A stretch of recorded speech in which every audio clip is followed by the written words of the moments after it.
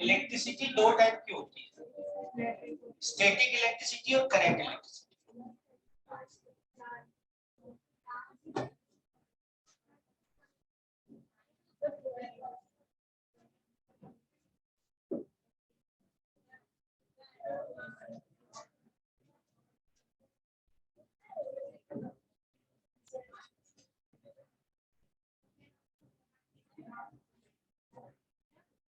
Static electricity वैसी electricity होती है जो फ्लो नहीं करती, रुकी रहती है।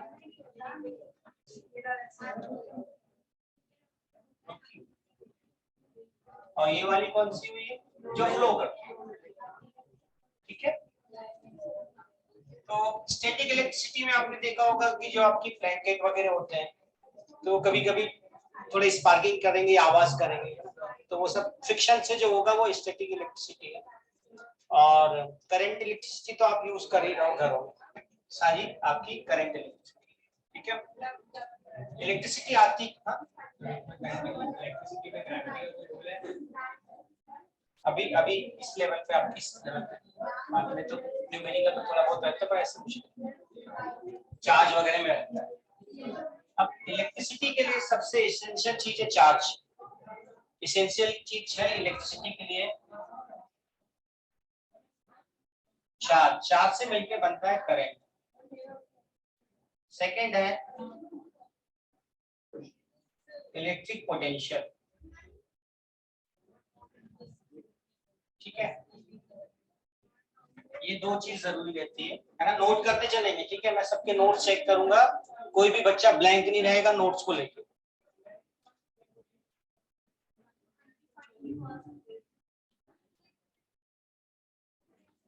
अब आपका सबसे पहले बात करेंगे हम चार्ज की। चार्ज से बनता है करंट, पर अभी हम सिर्फ चार्ज की बात करेंगे, करंट अभी अपने आप धीरे धीरे समझ आ जाएगा।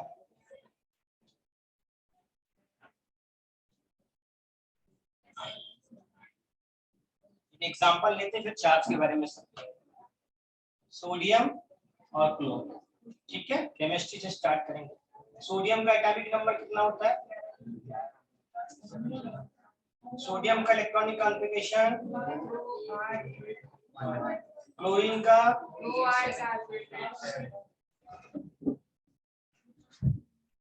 इसके पास नंबर ऑफ प्रोटॉन कितने हैं सोडियम के पास?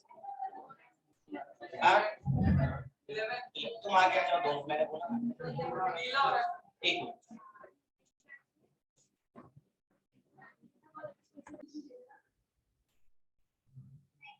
सोडियम का इलेक्ट्रॉनिक कॉन्फ़िगरेशन, क्लोरीन का इलेक्ट्रॉनिक कॉन्फ़िगरेशन।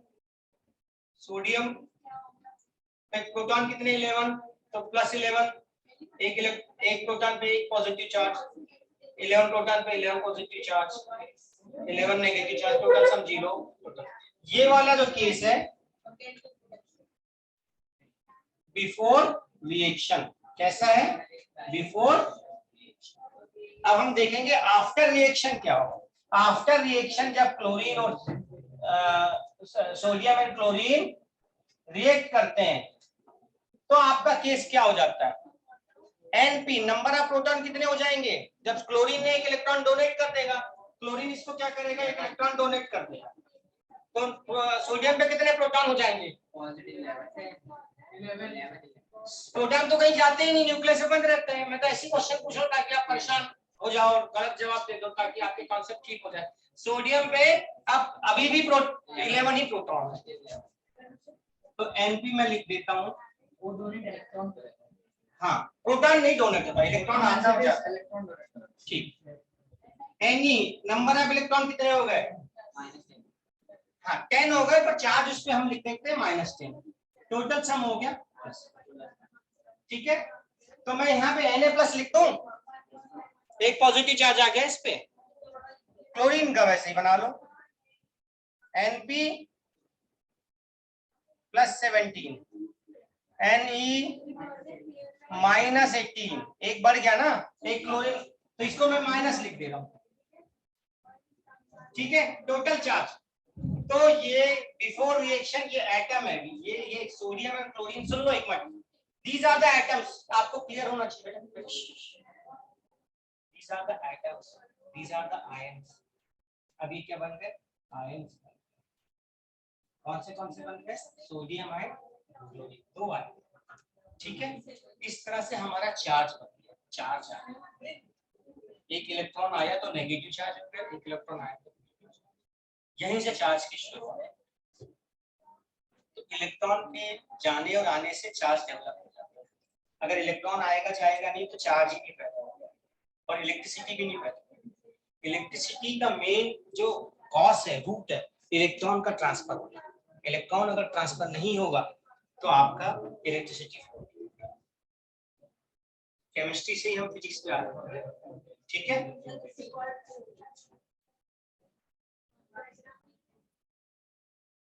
बेसिक केमिस्ट्री में हमने इलेक्ट्रॉन का मास, प्रोटॉन का मास बहुत स्टार्टिंग में बताया था आपको, वो एक चार्ट भी दिया बेसिक केमिस्ट्री जब बताई। ठीक है, अभी हम सिर्फ इलेक्ट्रॉन के चार्ज की बात कर लेते हैं क्योंकि वो सब चीजें हम पहले कर चुके हैं। तो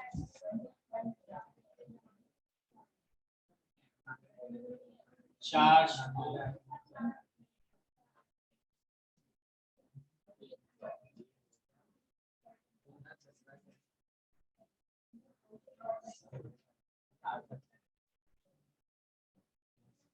चार्ज एंड इलेक्ट्रॉन होता है 1.6 into 10 की पावर -19 और इसकी यूनिट होती है कूलम। ठीक है, इसको कैपिटल सी से भी इंडिकेट करते हैं। चार्ज इलेक्ट्रॉन पे होता है इतना एंड प्रोटॉन पे भी सेम ही होता है। प्रोटॉन पे भी सेम ही होगा।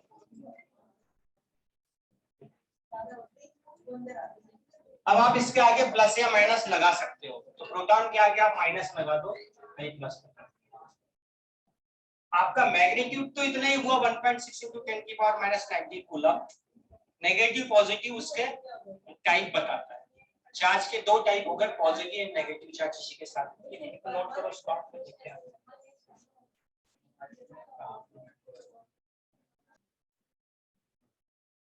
तो हमारे इससे एक चीज और समझ में आ गई, हमारे पास दो चार्ज है, positive and negative. Positive charge का सबसे छोटा फॉर्म जो होता है वो होता है प्रोटॉन। तो स्मॉलेस्ट चार्ज और प्रोटॉन, उससे छोटा कुछ नहीं। और उसकी वैल्यू कितनी होती है? अब आप इसको इमेजिन करो तो आपको पता लगेगा कि ये 10 की पावर -19 कितना कम होता है, बहुत कम होता है। तो आपके पास चार्ज की जो है दो टाइप भी हो गए। ये कौन सा चार्ज है? Negative charge.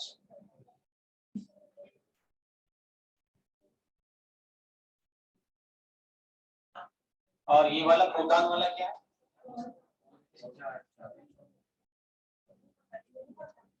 Positive charge. लिख लीजिए इसको। यही चार्ज जो आपके 12th में भी आपको पढ़ोगे, यही सब चीजें, और अभी भी पढ़ोगे। तो आप अभी इससे अच्छा करोगे तो आगे इन चीजों में आपको फायदा होगा। दो टाइप के चार्ज हो गए, पॉजिटिव चार्ज है। Positive charge, smallest positive charge किसमें होता है? उसकी वैल्यू क्या होती है? स्मॉलेस्ट नेगेटिव चार्ज किसमें होता है? उसकी वैल्यू क्या होता है? ठीक, यहाँ से आपकी इलेक्ट्रिसिटी स्टार्ट होगी, इलेक्ट्रॉन। ठीक है,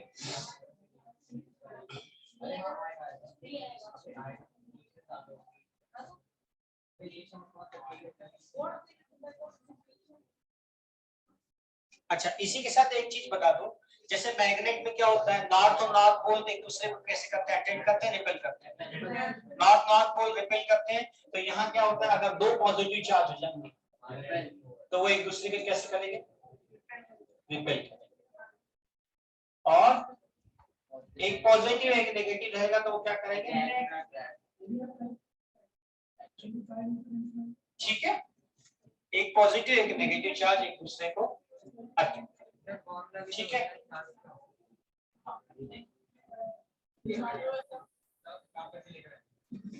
ठीक है, आगे चलते हैं। पहला फार्मूला मैं इसका देता हूं आपको। मुझे एक चीज और बता दो आप कि एक इलेक्ट्रॉन पे चार्ज इतना है तो 10 इलेक्ट्रॉन पे कितना होगा? 10 से मल्टीप्लाई कर दोगे। अब देखो जब न्यूमेरिकल करेंगे तो प्लस माइनस नहीं लिखेंगे, 1/2 रहेगा, उसकी मैग्नीट्यूड की बात करेंगे। सेम वैसे कि मैंने अगर किसी को 10 रुपीज दिया तो मेरे पास 10 रुपीज कम हो गए, उसके पास 10 रुपीज इंक्रीज हो गए, पर हम बोलचाल की भाषा में बोल दिया, मैंने दे दिया उसको, उसने ले लिया, माइनस प्लस नहीं करते ना। तो वैसे हम न्यूमेरिकल में माइनस प्लस नहीं, ठीक है, ये सिर्फ नेचर बताता है नेगेटिव और पॉजिटिव चार्ज, है ना, कि कौन सा नेचर है उसका, बट न्यूमेरिकल में हम नहीं करते। तो एक चार्ज को हम इंडिकेट करते हैं क्यू से, किससे करते हैं, ठीक है। हरियाणा में इसको क्यू को क्यों बोल देते हैं, देखना क्यों, क्यू। एक इलेक्ट्रॉन पे ये चार्ज हो गया, 10 पे 10 से मल्टीप्लाई करोगे, 20 पे 20 इंटू ये होगा, तो मैं इलेक्ट्रॉन के चार्ज को बोल दे रहा हूं ई। ई की वैल्यू क्या है, जल्दी बोलो, माइनस मत बोलो, वैल्यू बोलो, अगर 10 चार्ज है तो 10 से मल्टीप्लाई करो, 20 है तो 20 से कर रहे हो, 30 है तो 30 से कर रहे हो, और n है तो n से कर रहे हो, तो आपका एक charge is equal to 2n into e, where n is a number of electrons, note करिए इसको, and e is charge on electron, that is, अब यहाँ मैंने माइनस नहीं लिख रहा हूँ, पर इसका ये मतलब नहीं कि नेगेटिव चार्ज नहीं होता, न्यूमेरिकल के लिए मैंने कर दिया, लिखिए पहला फार्मूला आपका,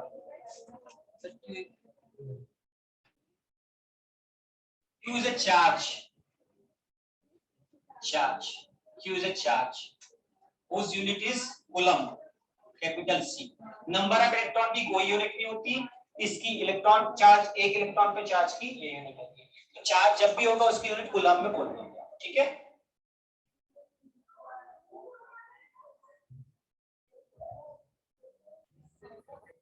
मैं बता दे रहा हूं, चेक कर लेना जिनका आ गया है। Calculate the number of electron constituting 1 coulomb charge, ठीक है। गिवन क्या है आपका, Q इज इक्वल टू दिया है 1 कूलम, ठीक है, और फाइंड क्या करना है,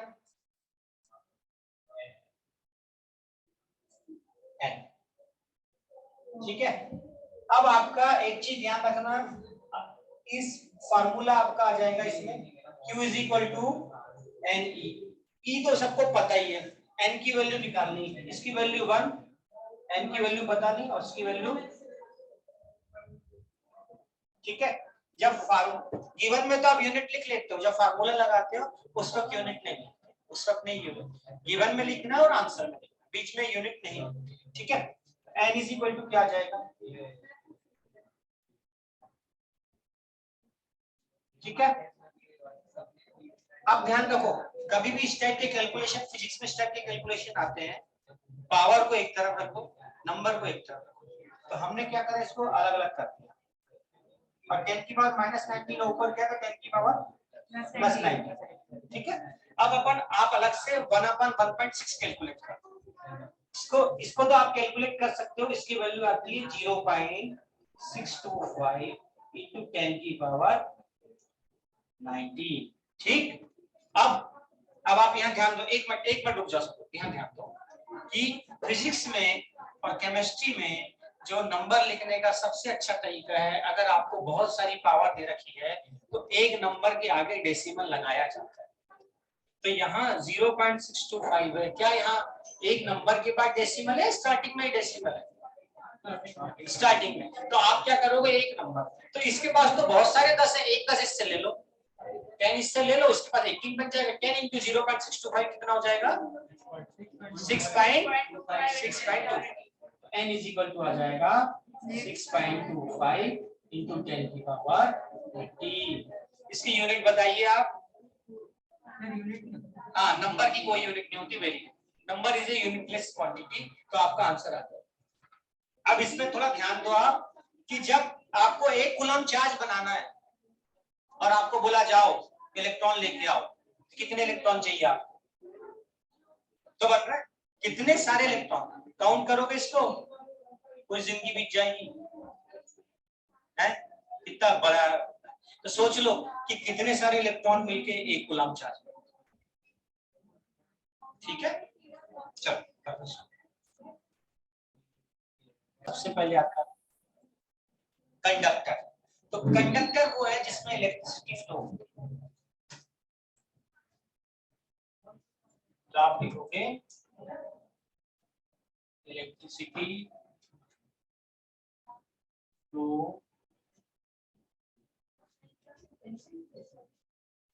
इजी, और इधर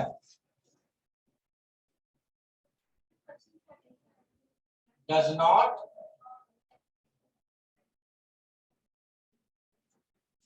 कंडक्टर में, जैसे आपके तार वगैरह जितने ही है ना, कनेक्टिविटी है ना इलेक्ट्रिसिटी की, सब कंडक्टर्स हैं। और इंसुलेटर प्लास्टिक हो गया, ड्राईवुड हो गई, वो सब आपकी इंसुलेटर। इसमें इलेक्ट्रिसिटी डज नॉट, इससे फ्लो नहीं होती, इसमें फ्लो होती है। और इसमें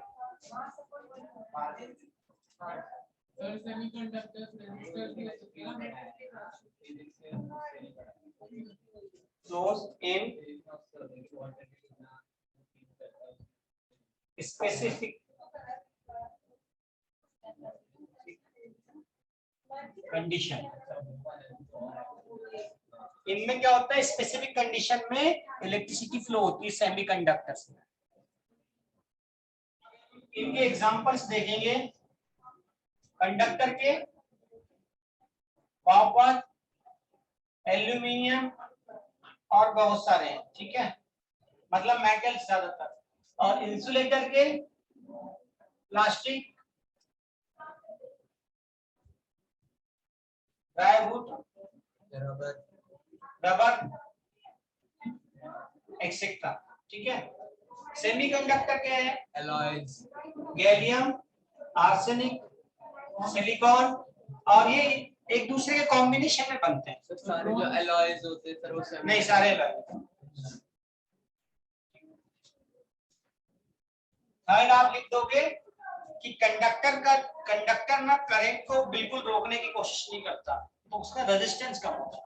रेजिस्टेंस के बारे में भी अपन डिटेल पढ़ेंगे, पर रेजिस्टेंस ये मान के चलो कि रेजिस्टेंस तो एक जनरल वर्ड है। रेजिस्टेंस जैसे कि मैंने बोला कि आप पढ़ाई करो, आप बोल रहे नहीं मैं कभी मूड नहीं, तो आप क्या कर रहे हो, रेजिस्ट कर रहे हो। तो इलेक्ट्रिसिटी में रेजिस्ट का मतलब है करंट को रोकने वाला है, करंट को कम करने वाला है। तो कंडक्टर का रेजिस्टेंस बहुत कम होता है,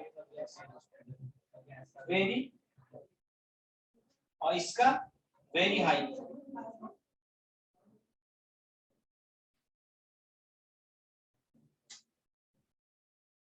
इसका वेरी लो, इसका वेरी हाई, इसका बीच में होता हाई होता है वैसे, लिखते ना, between conductor and insulator. Semiconductor का रेजिस्टेंस इन दोनों के बीच में रहता है। और सेमीकंडक्टर आपके कौन से हर जगह, मोबाइल में पूरा सेमीकंडक्टर लगता है, छोटे छोटे चिप्स होते हैं ना जो सारे से, टीवी, हाँ टीवी हो गया है ना, सब में जो आपका ये सेमीकंडक्टर यूज होता है। रेडियो में भी जो आप तो रेडियो बहुत कम सुनते हैं, रेडियो में भी वही चीज। तो जितनी इलेक्ट्रॉनिक डिवाइस है सब में चिप लगता है, ठीक है।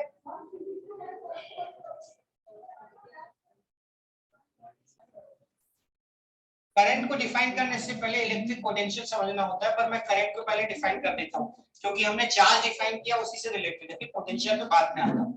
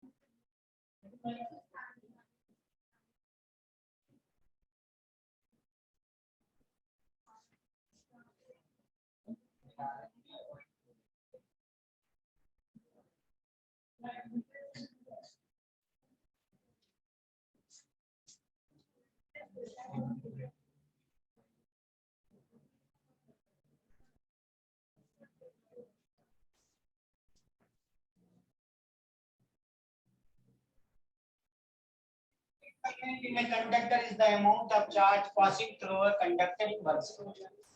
ठीक है, उसको आसान भाषा में अगर आपको इतना याद नहीं करना है तो आप एक चीज सिंपल लिख सकते हो, पर सेकेंड को हम रेट भी बोलते हैं, पर सेकेंड को रेट भी बोलते हैं, तो हम सिंपल बोल सकते हैं rate of flow charge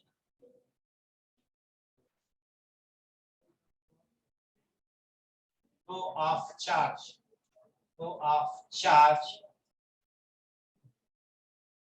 through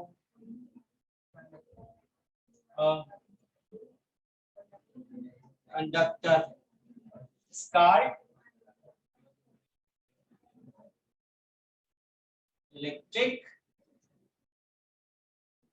current. ठीक है, इतना मैं लिख सकता हूँ।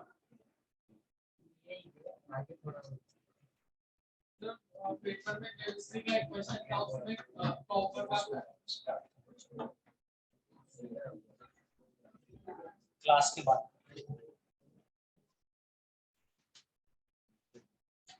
इसके हिसाब से देखो, करंट को इंडिकेट करेंगे कैपिटल आई से, और हमने जो देखा है rate of flow of charge, तो चार्ज को रखेंगे न्यूमरेटर में, और रेट मतलब टाइम या per unit time. Where I is a electric current, Q is a charge, P is a time. I is a electric current whose unit is ampere, क्योंकि ampere नाम के scientist ने इसके बारे में हमें इंफॉर्मेशन दी थी। ठीक है, और इसको कैपिटल ए से भी इंडिकेट करते हैं। ठीक है, इसकी यूनिट बता रहा हूँ, इंडिकेशन तो आई है, सॉरी, यूनिट इसकी एम्पियर है, जिसको कैपिटल ए भी बोलते हैं। और टाइम को हम इंडिकेट कर रहे हैं सेकंड से, और क्यू को तो आपको पता ही है, कूलम। ठीक है, तो तीन चीज है, charge,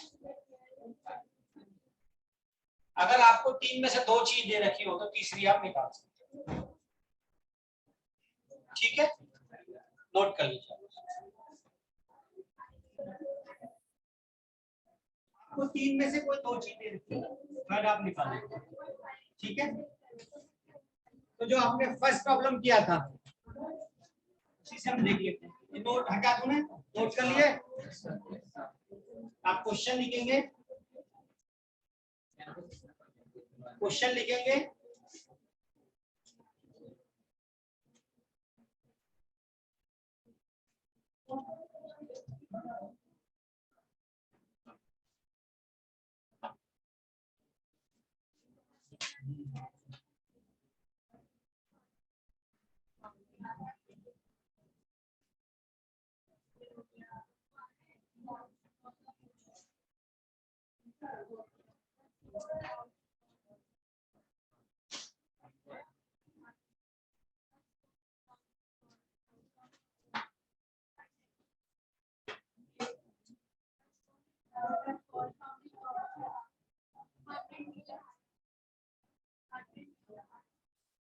calculate the current when 15 coulomb charge flow through a conductor in 15 minutes.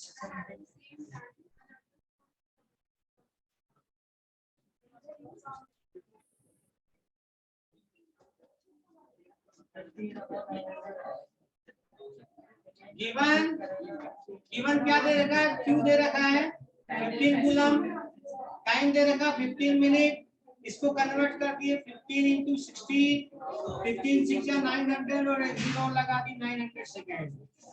Formula हो गया I is equal to Q upon T. I is equal to Q है 15, ये है 900, तो एक कट गया, ये आ गया 60 और इसको आपने डिवाइड कर दिया तो आ गया आपका I इज इक्वल टू 0.0167, यही आया। अब इसको ऐसा लिखो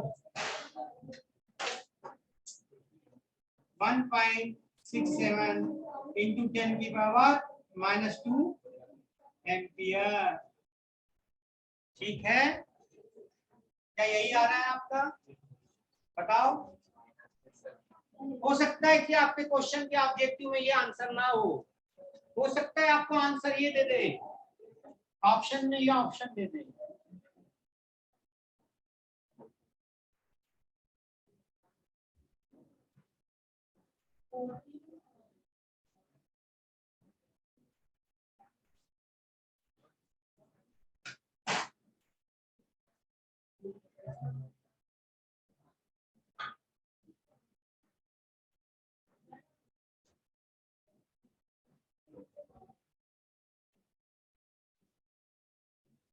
इसका कौन सा आंसर सही है?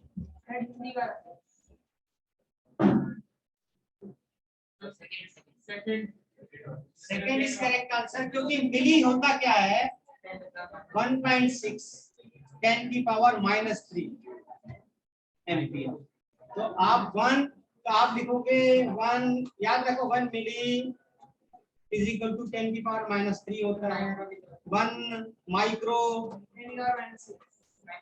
10 की पावर -6। ठीक है, ये चीजें याद रखना चाहिए। किलो, मेगा, 1 किलो और नैनो भी बता दूं मैं तुमको। 1 नैनो इज इक्वल टू 10 की पावर माइनस, ये जिसके साथ लग जाएंगे उतना ही कम कर देंगे। 1 किलो इज इक्वल टू 10 की पावर 3। 1 मेगा 10 की पावर 6। इसके बाद आता है 1 पिको भी आता है 10 की पावर -12। ठीक है, छोटी कुछ मिली के बाद मेगा।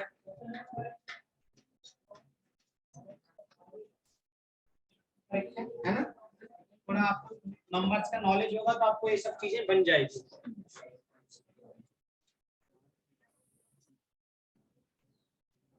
अब आपका आता है करंट को कौन मेजर करता है, किससे मेजर कर सकते हैं? एमीटर। करंट को मेजर करता है ammeter.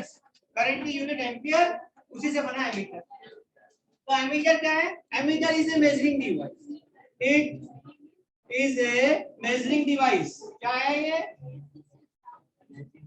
Measuring device which measures electric current। ठीक है, नोट करिए। एमीटर is a measuring device which measures electric current। आगे नोट करेंगे, it is always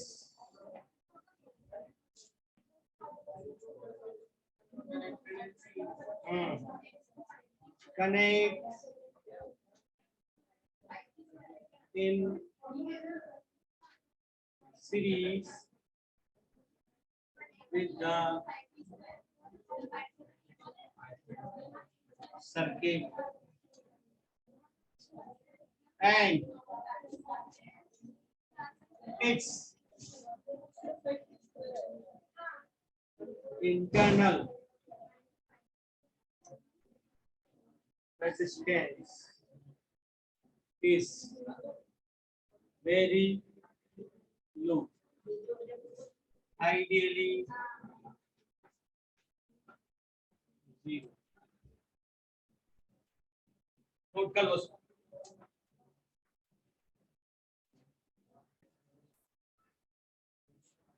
तो एमीटर का क्या काम है? करंट मेजर करना। ठीक है,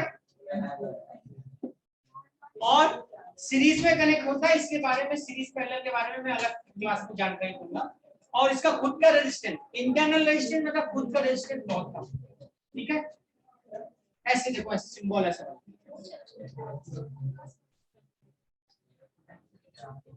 मान के चलो हमें ये एक कंडक्टर है या रेजिस्टर है, इसके थ्रू कितना करंट फ्लो होगा वो निकालना है, तो हम ऐसे इसको सीरीज में करेंगे, ठीक है। कनेक्शन इसको ड्रॉ कर लो, सीरीज पैरेलल की बातें मैं बताऊंगा अभी आपको बाद में, अब इसको ड्रॉ करो।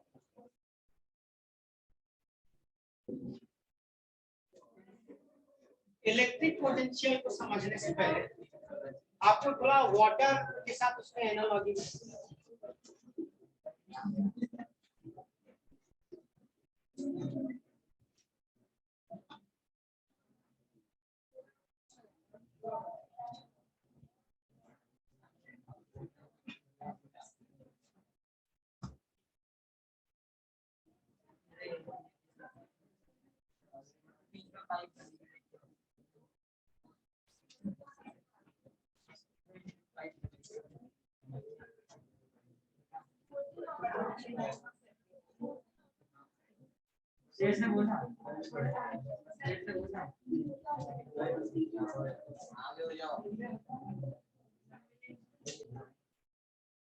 टैंक लिए ए एंड बी।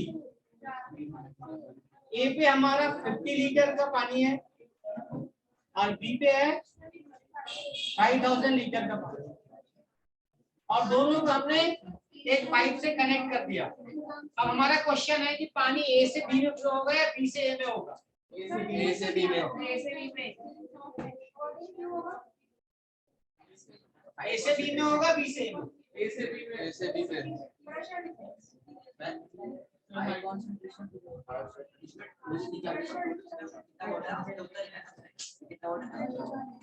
और भी आ सकता है, 50 लीटर है, इससे 5000।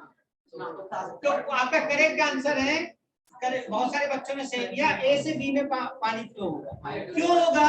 क्योंकि आप जब हाइट देखोगे ना पानी की H1, इसके कंपैरिजन में इसकी हाइट ज्यादा। सेम ऐसे ही एग्जांपल ले लो ना, इसको और अच्छे से समझना। तो आप एक काम करो, आपकी छत पे एक छोटी सी टंकी रख दो, टैंक रख दो, ठीक है, और ग्राउंड में एक बड़ी टंकी रख दो। पानी कहां से फ्लो होगा? छोटी टैंक से, क्योंकि इसकी हाइट ज्यादा है। जिसकी हाइट ज्यादा होती है उसका पोटेंशियल ज्यादा। इस चीज को हम कैसे समझते हैं कि आप वाटरफॉल में भी देखो, ऊपर से नीचे, हायर पोटेंशियल से लोअर पोटेंशियल, हायर पोटेंशियल से लोअर पोटेंशियल में वाटर फ्लो होता है। सेम करंट में भी बोलते हैं कि हायर पोटेंशियल से लोअर पोटेंशियल में करंट फ्लो। आप बात समझ रहे हो? पोटेंशियल का मतलब, इसी को हमने साथ में इलेक्ट्रिक पोटेंशियल बोलते हैं। तो हायर इलेक्ट्रिक पोटेंशियल से लोअर इलेक्ट्रिक पोटेंशियल में क्या फ्लो होगा? करंट। तो जैसा वाटर है, वाटर का फ्लो है, उसका एनालॉजी हमने किससे बना दिए? करंट।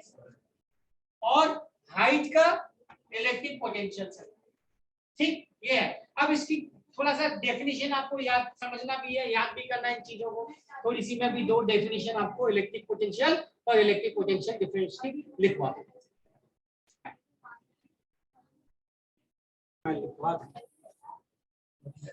करंट की एनालॉजी किससे बन रही है आपकी? वो लिख लो ना थोड़ा सा। करंट की एनालॉजी किससे बन रही है? फ्लो ऑफ वाटर, ठीक है। और पोटेंशियल, इलेक्ट्रिक पोटेंशियल की किससे बन रही है? हाइट ऑफ वाटर लेवल, या वाटर लेवल बोल सकते हो आप। और अमाउंट ऑफ वाटर जो है आपका, अमाउंट ऑफ वाटर, ये कहलाएगा चार्ज। तो देखो, अमाउंट ऑफ वाटर डिसाइड नहीं करता कि पानी किधर से किधर फ्लो होगा, उसका पोटेंशियल डिसाइड करता है कि वो किस तरह से किस तरह। बात समझ में आ रही है? अमाउंट ऑफ वाटर, ये चार्ज, ठीक है।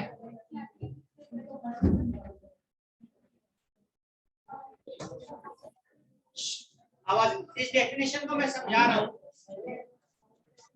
कोई एक इलेक्ट्रिक फील्ड है, इमेजिनरी है, ऐसा एक छोटा सा diagram, examination point of view से नहीं मगर समझने के लिए बहुत ज्यादा जरूरी है। ये एक इलेक्ट्रिक फील्ड है, क्या है ये? क्या है बताओ? इलेक्ट्रिक फील्ड क्या है? Electric field. तो हमने बोला इन एन इलेक्ट्रिक फील्ड, और यहाँ इसके अंदर एक पॉइंट है A. The electric potential at a point in an electric field. यहाँ तक की डेफिनेशन क्लियर हो गई आपकी? सुन रहे हो आप? एक इलेक्ट्रिक फील्ड है, उसके पॉइंट, उसके अंदर एक पॉइंट ए। यहाँ तक की डेफिनेशन क्लियर हो गई आपकी? इज डिफाइंड एज, यहाँ तक की क्लियर है? अब मैंने एक इन्फिनिटी पे एक unit charge, unit positive charge रखा हूं। इन्फिनिटी पे क्या रखा है? यूनिट पॉजिटिव, ठीक है। और मान के चलो, इमेजिन करो उसको अपने सर पे मैं उठा के लेके आ रहा हूँ। किधर लेके आ रहा हूँ? इस ए पॉइंट पे। कहाँ लेके आ रहा हूँ? तो भाई मुझे कुछ काम करना पड़ेगा कि नहीं करना पड़ेगा? तो ये जो वर्क करना पड़ेगा यही आपका इलेक्ट्रिक पोटेंशियल। तो अब हम फिर से डेफिनेशन को समझ रहे हैं ताकि आपको याद हो जाए। Electric potential at a point in an electric field is defined as the amount of work done, the amount of work done to move, किसको मूव कर रहे हैं? Unit positive charge. कहां से कहां? इंफिनिटी से। क्या ये बात क्लियर हो रही है? 2 मिनट का टाइम दूंगा, इसको डेफिनेशन को याद कर लो, फिर पूछ रहा हूं कि आपके डेफिनेशन में कहां-कहां चेंज आएगा। इलेक्ट्रिक पोटेंशियल के बदले आप क्या लिखोगे? Electric potential difference. अब जब भी डिफरेंस की बात आती है तो डिफरेंस हमेशा 2 पॉइंट के बीच में होता है, 1 पॉइंट के बीच में नहीं होता। डिफरेंस मतलब अगर आप 40 का डिफरेंस बोलोगे तो किसके साथ? कोई तो बोलोगे 20 के साथ, 40 का डिफरेंस। तो आप यहाँ लिखोगे electric potential at a point के बदले लिखोगे बिटवीन 2 पॉइंट। अभी मैं लिखूंगा बिटवीन 2 पॉइंट, ठीक। Is defined as electric field के बदले लिख दोगे इलेक्ट्रिक सर्किट। मैं भी लिखवाऊंगा, समझा रहा हूं। इलेक्ट्रिक फील्ड के बदले लिख दोगे electric circuit is defined as the amount of work done in moving unit positive charge from infinity, हटा दोगे, from one point to another point। इसमें कुछ थोड़ा थोड़ा हम लोग चेंज करेंगे और हमारी डेफिनेशन तैयार हो जाएगी। आइए लिखते हैं इसको। Electric potential difference between 2 points in an electric circuit। Electric field के बदले आ गया electric circuit is defined as the amount of work in moving unit positive charge from one point to another। Infinity से नहीं लेके एक point से दूसरे point के बीच में हम लोग लेते हैं। तो इसका फार्मूला फिर बन जाता है आपका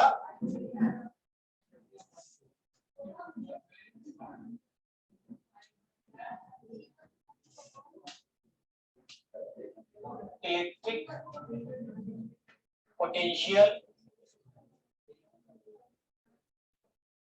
difference is equal to work done upon amount of charge moved। तो इलेक्ट्रिक पोटेंशियल डिफरेंस को या पोटेंशियल डिफरेंस भी इसको कई बार बोल देते हैं शॉर्ट में। इसको इंडिकेट करते हैं V से। वर्क डन होता है आपका W और अमाउंट ऑफ चार्ज होता है। इलेक्ट्रिक पोटेंशियल डिफरेंस को हम कई बार वोल्टेज भी बोल देते हैं और इसकी यूनिट होती है वोल्टेज। इसकी यूनिट भी वोल्टेज ही होती है। शॉर्ट में इसको वोल्ट बोल देते हैं और कैपिटल V से भी इंडिकेट करते हैं। सब यही है। वर्क की यूनिट होती है जूल और चार्ज तो पता ही आपको, ठीक है। ये इसका फार्मूला है। इस पे बेस्ड एक छोटा सा प्रॉब्लम करेंगे फिर आपको मैं छोड़ूंगा। उसके बाद गिवन वोल्टेज कितना हो जाएगा 128 माइनस 118 कितना आया 10 वोल्ट। क्यू कितना दे रखा है 2 कूलम।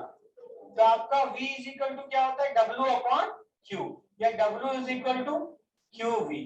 तो W कितना हो जाएगा 2 इंटू 10 20 जूल। ये आपका आंसर हो गया। ठीक है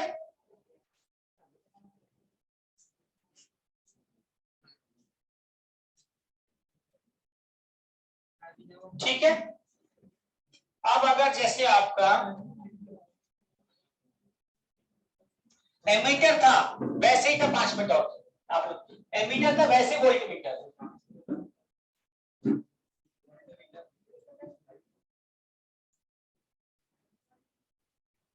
वोल्ट मीटर क्या है जैसे एमीटर है volt meter is a measuring device which measures potential difference या वोल्टेज। लिख लीजिए volt meter is a measuring device which measures electric potential difference या वोल्टेज और वोल्टेज दोनों लिख देना।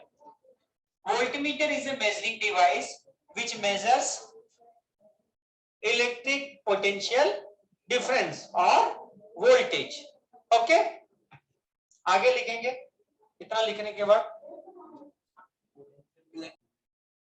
Voltmeter is a measuring device which measures electric potential difference और voltage. ठीक full stop. It is always connected in parallel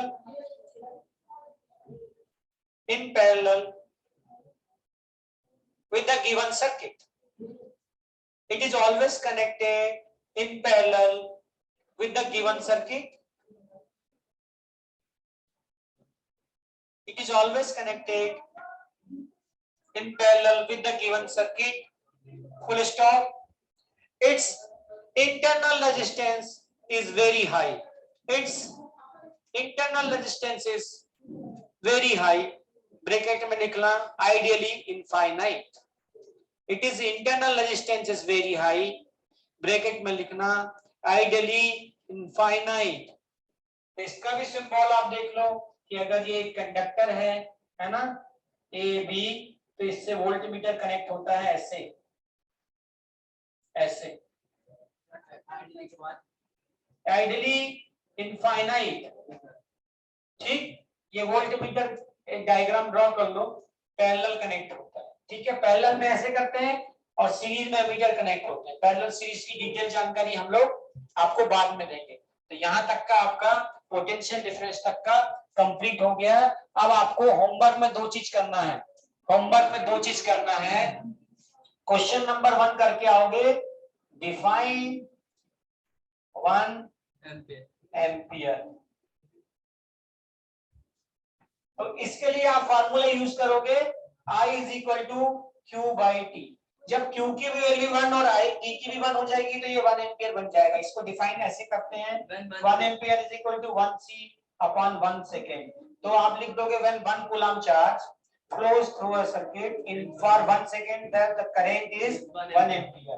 second आपको define करना है 1 वोल्ट। Define 1 volt. इसकी डेफिनेशन के लिए फार्मूला यूज करोगे V is equal to W upon Q। अब क्या बोलोगे सबको 1 रख दो 1 volt is equal to 1 joule upon 1 coulomb. तो इसको बोलोगे when 1 coulomb charge flows through one point to another point in the electric circuit and the work done is 1 joule, then the potential difference या electric potential difference is 1 volt. तो इसको थोड़ा सा book में देख लेना। बुक में नहीं मिलेगा तो कहीं और से आप सर्च करो। ये दोनों डेफिनेशन ये फार्मूले के साथ डेफिनेशन बनेगी आपकी। ठीक है तो आज तक का हमारा इलेक्ट्रिक पोटेंशियल वाला टॉपिक खत्म हो गया। Thank you.